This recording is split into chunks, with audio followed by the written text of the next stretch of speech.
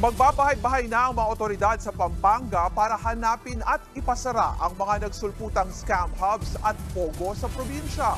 Dahil maliit ang operasyon, di agad ito nabibisto at kadalasan mga Pinoy pa nga daw ang nagpapatakbo. Matapos ang kaliwat ka ng raid ng mga pogo hubs sa Bamban, Tarlac at Porac, Pampanga, napansin naman ng Presidential Anti-Organized Crime Commission ang pagsulputan ng maliliit na scam hubs sa Metro Manila at Central Luzon. Nag-o-operate raw ang mga ito sa mga apartment, condominium unit at maliliit na opisina, di gaya sa mga pogo na daan-daang dayuhan ang kinukuhang empleyado. Sa maliliit na scam hub, nasa 20 hanggang 50 lamang at kadalasan puro Pinoy na ang empleyado. Ang fear namin sa PAOK is there will come a point in time na sobrang galing na nitong mga Pilipino, baka makaipon na sila ng sarili nilang puhunan, sila na mismo ang mangi-scam. Hindi na nila kailangan yung mga foreigners na yan. Dahil sa mga nabistang scam hubs, ipinag-utos na ng provincial government ng Pampanga na magsagawa ng house-to-house inspection sa mga small-scale pogo sa kanilang lugar.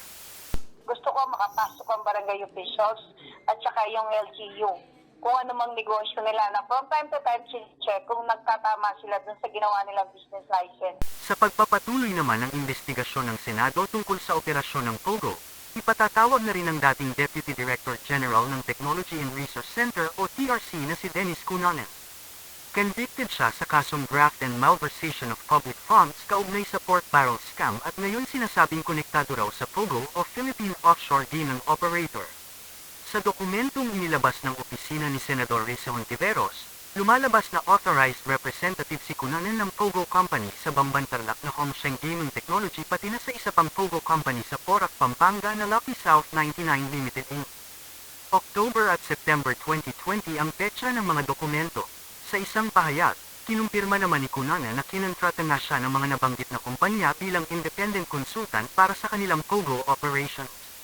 Legal at rehistrado raw sa bansa mga kumpanya noong panahong yon.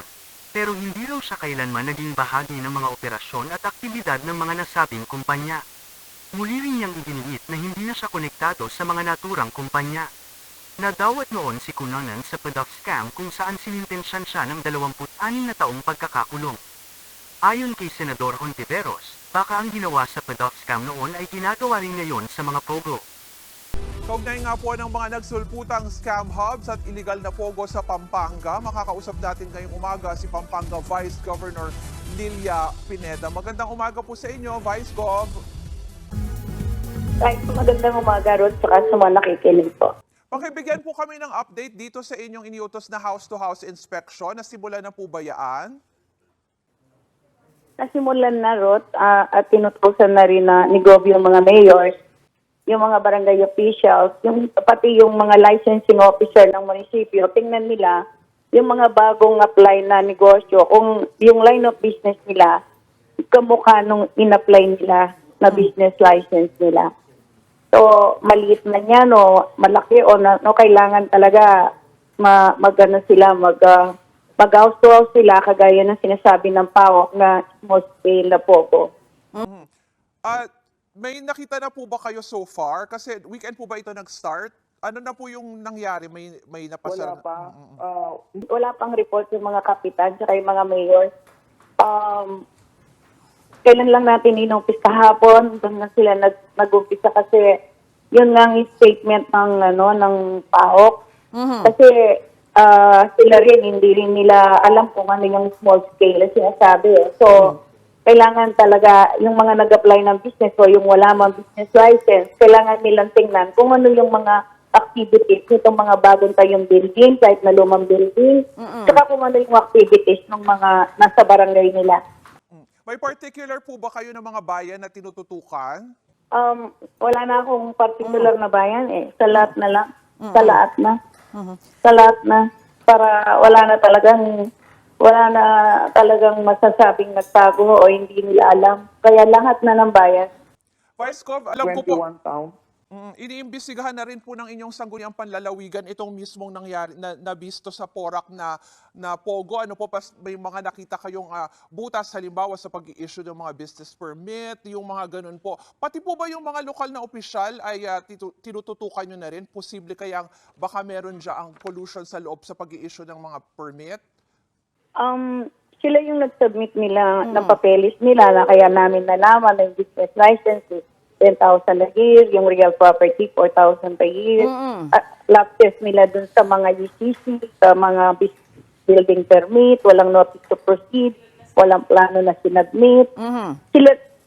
Sila na mismo yung nag-submit ng mga papeles nila eh. So, yun dun talaga kami babase. Kung may mga lab test sila doon na hindi nila sinunod yung policy o yung talagang ano ng gobyerno, titingnan din natin kung ano yung pwedeng i-action sa kanila. Isa pa po yung plano rin po ninyo na dyan sa probinsya na iban na talaga itong mga POGO operations sa whether kahit na po license, no? Tama po ba na magpapasa po kayo ng resolution dyan? Oo. Yung Mayor's League, nagpirma na yung Mayor's League na lahat ng bayan, kasama yung presidente ng liga, na nagdesisyon sila na nangyari na yan sa Porac, kahit na may application, may license sa PAGCOR, talagang hindi na sila bibigyan ng hindi na sila papayag na bigyan nila ng business license. Bakit po, Governor? Paki-explain lang po. Kasi ang application nila, BPO or pinalitan na yata ng pangalan, hindi na POGO. Pagkatapos yung line of business, merong hindi naman yun talaga yung ginagawa nila eh. Hindi offshore eh. Meron ng human trafficking, meron ng scam, meron ng torture, meron ng mga ganon. So parang pinupront lang nila yung pag-ingi nila ng business license. Pagkatapos hindi naman ganon ang nangyayari sa business nila. So siyempre nakakatakot na yon na baka lumaganap, nakakatakot yon. Kasi pagka dumami yan, ano naman ang ekonomiya namin, ang development namin sa Pampanga na ang hinahanap namin, mga taxes. Sila naman, hindi naman sila marunong magbayad ng taxes nila kahit na talagang hindi sila magbabayad eh. Kasi illegal nga yung activities nila. Okay. Maraming po salamat sa pagtanggap ng aming tawag si Pampanga Vice Governor Lilia Pineda.